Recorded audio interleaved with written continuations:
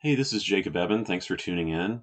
In this video, I wanted to go into the Tsitsit or the Tsitsit, which are commanded in Numbers 15:38 and the surrounding verses, and also possibly in Deuteronomy 22:12. I wanted to go into this again, even though I have done videos on it before, because I wanted to update things according to my current study on things, my current understanding of things. And I wanted to focus on the Hebrew words and wordings which appear in these verses, especially Numbers 15:38 and Deuteronomy 22:12. There are some issues which I'm probably not going to get into in this video and will be addressed in later videos, such as the Tekelet, the blue, which is referred to in the normal translation, the blue thread, which is added onto the tassel in Numbers 15:38. I'll talk a little bit about it, but I'll go more in depth in later videos and in a previous video I did, which you can check out. The link will be in the description box. In this video, I wanted to focus more on the edges or the corners or the extremities of the garment referred to where the tassels are being placed. And I also wanted to look at the type of garment, the words used for garments in these verses. So let's take a look at that, starting with Numbers 15:38. In the English translation, this verse might read, "Speak to the children of Israel, and you shall say to them, and they shall make for them tassel on edges or wings or extremities," we'll talk about that, "of their garments for their generations, and they shall place on the tassel of the wing a twine of blue purple." And as mentioned, I'll go into the blue purple, the tekelet, or the blue in a different video. And the first thing I wanted to draw attention to is how it says, "Ve'asu lahem Tsitsit al kanfei vigdehem." The part where it reads in an English translation of that would be, "And they shall make for them," or "they shall do for them, tassel on edges, wings, etc. of their garments." First, the "and they shall make for them." Whenever I looked at this in the past, I started thinking maybe the way that things have been done, as far as at least how I had observed this command being done, maybe this way is not exactly right. Now, of course, most of the time this command is not observed, or the way that it's observed is just clearly not in line with what it says at all. Of course, there are some ways that people do it that seem like they may fit. Things like making tassels and then moving them around and either using safety pins or belt loops or something similar to attach them. That was one thing that I started wondering about because, of course, in the Orthodox way of doing things, it's usually on very specific garments, but the tassel is usually already attached to it. It's not something that's moved around as far as I'm aware. And so I started wondering about this because it's "and they shall make for them tassel on wings of their garments." And so I started thinking, well, maybe I should be actually making them upon the garment rather than moving them around and having one set, which of course one set is not a phrase here. And wearing tzitzit is not a phrase used here either, or anywhere in the Torah for that matter. I wanted to acknowledge this, and I also wanted to mention that now I can see how maybe that is possible. Maybe that is possible that they could be made separately from the garment and then affixed to the garment. I do think that that's plausible. I did find a verse where there's a similar wording. Of course, this is a different context. It was talking about the rings of the priest's breast piece. And it would appear that the ring is probably being cast separately from the other articles, and it appears to be described as being made and then being attached to the garment, and yet is worded in a similar way to this verse. So I do think it is plausible that making them separately and then affixing them afterward could fit with this command. It's just not how I do it anymore. So I wanted to mention that from the beginning of this because that is something I commented on before, and I've kind of revised my opinion on to some degree because of wordings that I've seen in the Hebrew text. With regard to the word tzitzit, with regard to the word translated as tassel or fringe, from what I see, the evidence appears to point toward it being a tassel rather than a fringe.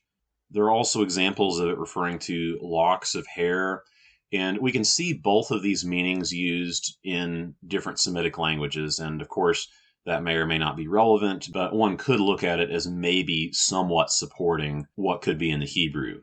A person could see this word as being connected to another word in Hebrew, which may refer to a floral ornament. And of course, a person could look at a tassel and interpret that as being similar to some type of floral ornamentation, depending on how it is made. But that may or may not be confirmation bias. But from what I see, tassel seems to be the most likely conclusion from it. So now I wanted to get into the focal point of this discussion, which are these two other words which are used in this verse. The Hebrew word which is translated as garment, which is beged, and the Hebrew word which is translated as corner or edge or wing, which is kanaf. And I wanted to look at these in the context of application, because I believe that if we care about the Torah, if we think that it is good and such, that we should be attending to the commands and then seeking to observe the ones that apply to us in the situation. And this is a command which appears to be generally relevant.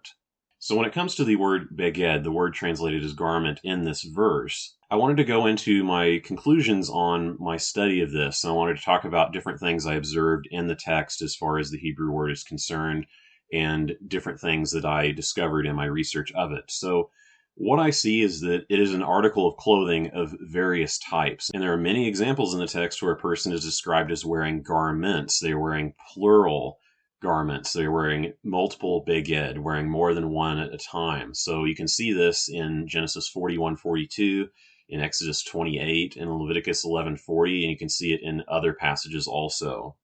This is the term which is used whenever the unclean person is washing his garments, and in that case, it's plural. He's washing multiple garments, and presumably those are the ones he is wearing at the time that he became unclean.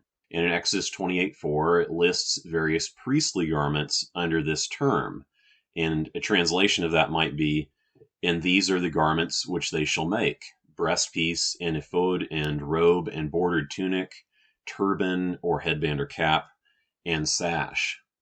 So we have a list where it talks about different examples of garments. And I'm not saying that these are the only garments that fall under the word beged, but I'm using this to illustrate that there are many different types of garments. It's not just one single type of, or one single specific article which is considered a beged. There are many articles which can be considered that, and they may be worn all at the same time. And also specified, we can see it talks about garments of linen, garments of wool in Leviticus 13:47 through 59. And I wanted to point this out also because it's often cited separately from articles of leather. Articles of leather are at least sometimes distinguished from beged. And something else I observed was that in Numbers 4:6 through 13, the word is used to describe the coverings of the holy articles, and these are presumably wool coverings. So the word may even be used more broadly than just an article of clothing. It may refer also to a cloth covering or an article of cloth in general, at least in some contexts. Or alternatively, some have suggested that the holy articles of the tent of meeting, the commanded holy structure of the Torah, the tent of meeting, these coverings which are being used for the purpose of covering those articles, maybe it's possible that they're actually clothing, that they're actually articles of clothing that are just dedicated to that specific use.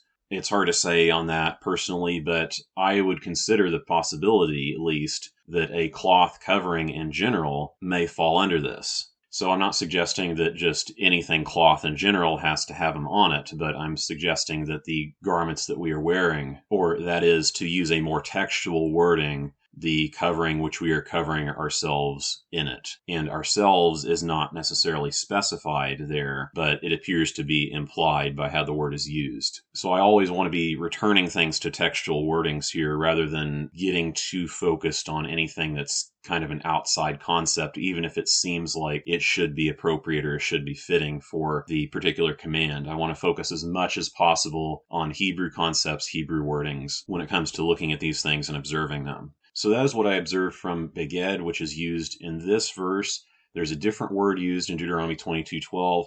I'll talk more in summary toward the end of the video about that. While we are still in Numbers 15, I wanted to look at the word translated as edge or corner or wing, and that is the word kanaf. So kanaf can be used for the wing of an animal, the wing of a bird or so forth, and that appears to be one of the literal meanings. And it's also used for an edge or an extremity of a person or a building or an area, and also other things.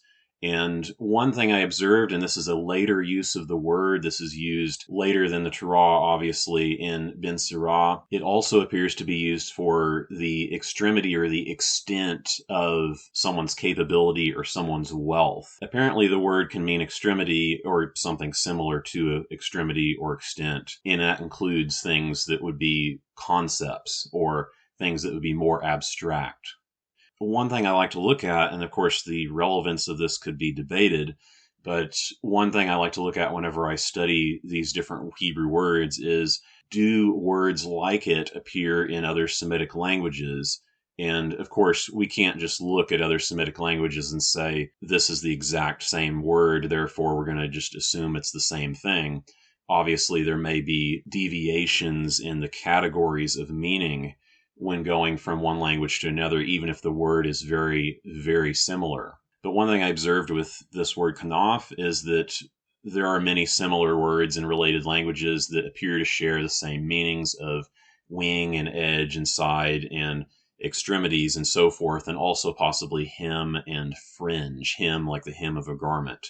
Of course, the exact relevance of that could be questioned, because what is important is how the word is used in the Hebrew, and so what we have to focus on is the examples that we actually have of it. And another thing I wanted to note, in the Hebrew, it does appear to be used euphemistically at times. It sometimes appears to refer to uncovering the nakedness, a similar concept. It's used in a wording like that. And also, in regard to garment, and of course this is the most relevant aspect of the word to this discussion, is that apparently it's used for a flap of the garment or an extremity of the garment or the skirt of the garment, and maybe possibly the hem or fringe of the garment or a hem of the garment. And I went into various references in the latter parts of the Tanakh, the non-Torah parts of the Tanakh, for the purpose of just seeing how this word is used, not for the purpose of approving of the contents of those books necessarily, but for the purpose of seeing how the language was used in a time that was at least somewhat close to the time of the Torah. And there are a few examples that may be relevant to this, such as in 1 Samuel 24, verse 5 or verse 4, also Ezekiel 5:3, 16:8, and Zechariah 8:23. And one reason I was looking to that is to see if there are any hints regarding what specifically is this portion in reference to a garment especially, rather than just taking a translation of it and thinking, okay, garment and okay, corner, therefore let me just figure out what the corner of a garment is. That's not how I want to be looking at the text. I want to be looking at it from the perspective of how did they look at it using the Hebrew terminology. And of course, sometimes this is easier said than done. But as much as possible, I'd like to see, based on the context clues of how the word is used, based on the passages that we have access to, what was it that they considered the kanaf of the beged in this case, rather than trying to figure it out based on English concepts. And what I saw was that it appears to be a extending portion of the garment. And of course, maybe this could be debated. It's not overly clear in every case, but I did witness examples where it appears to be extended from the body. It appears to be able to be removed without someone knowing, and so that would lead me to believe it's not a rigidly held portion of the garment. It would be something that would be hanging or something like that. And there are examples of it being draped over someone. There are examples of it where something is being bundled into it and where people are grabbing onto it. And so what it appears to me is that it's an extending portion of the garment, whether that be a skirt or whether that be the extending flaps of the garment, or even maybe just an extending region of the garment. And I will recognize that I probably do have a bias in this regard, because there's a particular ancient depiction of a Semitic man, at least according to the commentary on the image from an ancient tomb.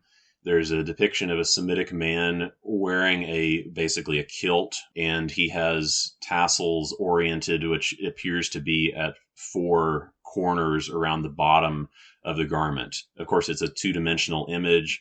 you can't see all around him, and so you only see basically 3 sets of tassels.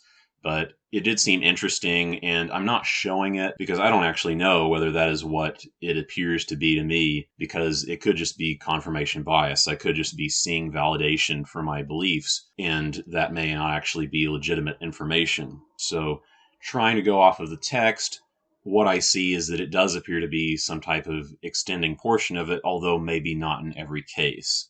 Personally, I don't think an exact pointed corner is necessarily implied by this. It could be that maybe corner in the terms of a region may be appropriate. Like, for example, it is used in reference to the corners of the earth. So maybe we could consider that part of the meaning whenever we're looking at this word. But in terms of how it's used with garments, the most obvious thing that I see is it appears to be some type of extending portion. And so generally what I have done is I have intended to apply this is using the bottom region of the garment that is usually that's the extending part on most garments, and orienting the tassels around that extending portion.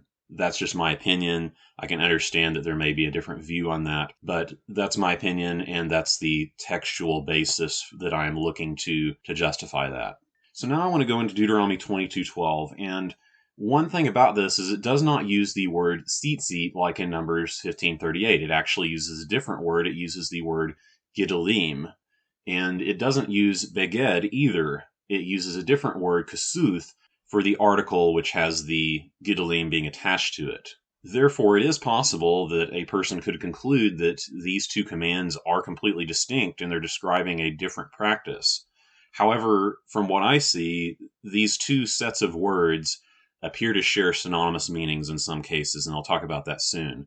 And additionally, the rest of the verse is very similar to the other verse, as both describe making for you a certain embellishment on the wings or edges or extremities of a garment and or a similar article. In my opinion, it would appear that this is just another way of wording the same command, and that each verse uses a slightly different wording and may add or describe certain details which the other does not. So that's how I'm going to be approaching this, with the assumption that it is referring to the same thing, it's just worded slightly differently. Let's look at the wording of this verse. So an English translation might read something like, "Twistings you shall make for you on 4 edges of your covering, which you are covering in it." Now let's get into the words used in Deuteronomy 22:12. And the first one I want to talk about is the gedilim, the twisting or tassel. And from what I see, the word doesn't appear a lot in the Tanakh. There are only 2 examples of this word, and so relying on context clues, it's not very useful because we simply don't have a large number of contexts to look across. What I see traditionally supported is that it's a twisted or plaited or braided work. And of course, traditions themselves are often wrong, but whenever it is connected with other evidence regarding the uses of the word in other languages, for example, whenever that appears to confirm that, then I am more comfortable with thinking that maybe they are onto something, maybe there is some basis for this, because I see other reasons to think that also. So presumably this refers to a twisting or a braided work of some sort, a work of twisted strands or plaited strands. And I know there is a tradition that maybe this also refers to kind of chain work, and in my view that would fit with the idea of plaiting or braiding it. And the other portion of this I wanted to refer to is the covering which you are covering in it. So I know some translations will render it as wherewith thou coverest thyself, but the thyself or yourself is not explicit in this verse. However, from what I see, it does appear that it could be seen as implied. And that's based on how the verb is used and how this phrase is used about you're covering in it.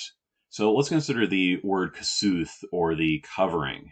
Based on my reading and my research of this, it appears that it's a covering in general, possibly an outer garment at times, but it also may carry a broader scope of meaning than just being an outer garment. It is relatively obscure in the text. It is possibly used for clothing in a general sense at times, and we can see this in Exodus 21:10, not just seemingly referring to a single type of article, but maybe covering in general. And also there's a reference to his only covering regarding the poor person in Exodus 22, 26, or 27. There's the covering of the eyes in Genesis 20:16. And there's also sackcloth being used as a covering in Isaiah 50, verse 3. And in Job 24:7, there's also the covering in the cold. And this is connected with the verb which appears, which we're going to talk about soon, the verb for cover. Whenever I looked into how this was used in other languages, there are similar words that appear to refer to a robe or a cloak or a type of garment, and also a covering cloth. So from what I can tell, this appears to be fairly general, especially based on Exodus 21:10. I don't think it's referring to only a single type of garment. And my assumption here is that it probably refers more to the act of the covering rather than any specific article. Something serving as a covering, something filling that role, not necessarily being a specific garment. And so this gets into the verb used for cover, kasah. To be clear on this, there are other words used in the Torah which could be translated as cover, which are different from this word. So it's distinct from the word used for covering over sin, like with Yom Kippurim, Day of Coverings. I want to make that clear. With regard to this word, the general meaning is to cover, such as one thing covering another, and there are examples of fat covering organs, dirt covering blood, leprosy or the scourge or some other thing covering skin, smoke covering the lid of the ark, etc. And also there are examples of wrongs being atoned for or forgiven, and this is not the normal use in the Torah. There's a different word used for that as mentioned, but that is a way that it is used. And it's also used for something being concealed. One thing I wanted to note is that although phrases such as covering nakedness or covering flesh of nakedness, such as in Exodus 28:42, those types of phrases do appear multiple times in the Tanakh, and that appears to be a specific use of the word. It does not appear to be the general implication of it, even whenever it's referring to covering people with clothing. And we can see this, such as in 1 Kings 1:1, Judges 4:18, and Isaiah 37:1. That meaning doesn't appear to be the general implication of the phrase. It's not like it's just implied anytime it says covering someone. A person can be covered with a covering or covered with a garment, and it doesn't have to be over that specific region of the body, and it can still serve as a covering from what I see. So in reference to how this is being applied, I know that I've talked to people before, and there's sometimes this idea that it's supposed to be the garment which is covering your nakedness. And I wanted to point out that this is not how the passage is worded. That doesn't appear to be implied necessarily either. The fact that it does not say that would mean that I wouldn't want to just assume it, considering there doesn't appear to be a basis to assume it either. And with this, we might recognize that when it comes to coverings as opposed to garments, that this could be an even broader scope yet. Although we had examples like with beged being used to cover the holy articles, which may not actually be a article of clothing per se in that case. It is possible that this is referring as well to things which are being used for covering, and this could include things like blankets possibly, because blankets are essentially serving the same role as a primitive cloak might. Of course, there are different garments which essentially are rectangular pieces of cloth and are just folded a certain way or wrapped a certain way. And whenever we are sleeping and whenever you're using a blanket, it's possible that this could be considered along with that, just based on how the words are used. And so I wanted to go into kind of a discussion of which garments are the Tsitsit made onto. And from what I see, there are many examples of people wearing multiple garments, begadim, in the text, such as garments of the priests in Exodus 28:4, the unclean person washing his garments after defilement, etc. And this is used explicitly for many different articles of clothing, tunics, robes, sash, turban, headband, cap, etc. That turban, headband, cap is just an issue of exactly how we're understanding that one word. So it's used for many different articles of clothing. There are the coverings on the holy articles, although people aren't wearing those, so that may not be relevant. But it's clearly a broad term which encompasses articles of clothing in general.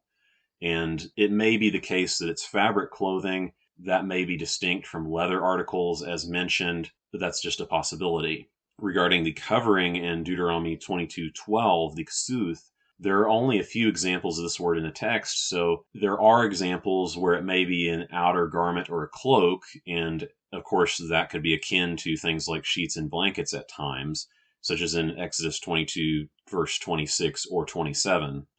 And the word appears to be used in a more general way for apparel, such as in Exodus 12:10, as far as I can tell. It may refer more to its usage rather than describing a distinct object.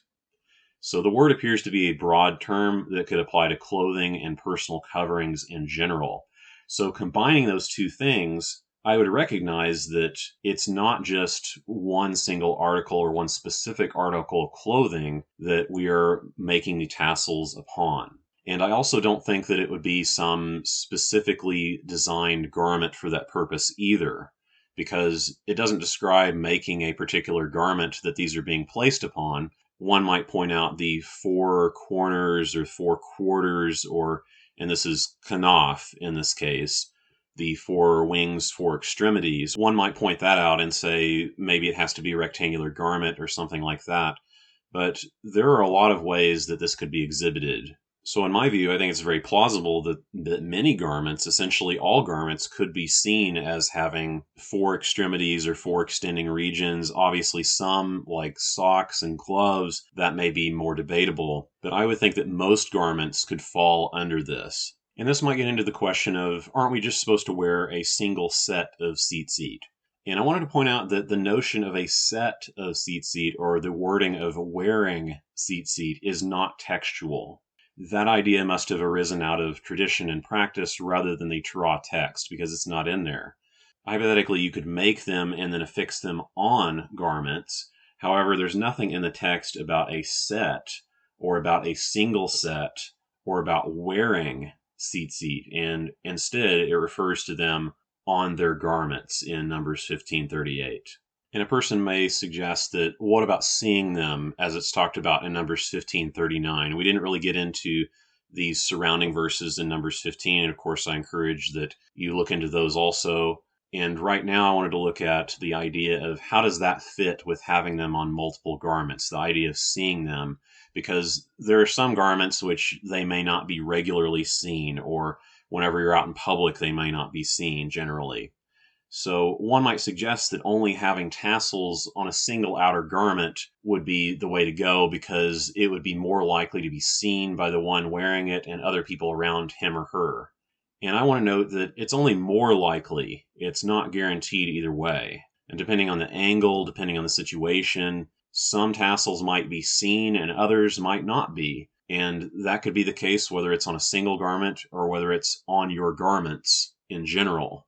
For me, I see my personal tassels most often whenever I put my clothing on. And I have this general understanding about the human mind, this idea that the more you see something, the more important it seems to you. And so if you are making them on your garments, plural, like it says in the verse, which I would understand to be the reading of the command, you will be seeing them more often automatically than you would otherwise. If a person were just to have one set, and of course one set is not a textual wording, then they're only going to see them a certain amount of times. Whereas if you have them on your garments, then you're going to see them much more often, and other people are going to see them much more often as well. And of course, there's no need to make them garish. There's no need to make them a foot long so that they can be seen 100 yards away or something like that. For me, whenever I make mine on my garments, most of them are around 1 inch in length. They're not particularly large. They're still visible. They're still there. I still see them. I still check to make sure that they're on them, especially. And other people who are paying attention still see them, but they probably don't think they're as weird as they do with the foot long or similar with the specific traditional wrapping and specific traditional make of them. What I want to recognize from looking at these two verses and looking at some of the Hebrew words which appear in these verses is that the tassels likely apply to a much broader scope of garments than is sometimes practiced.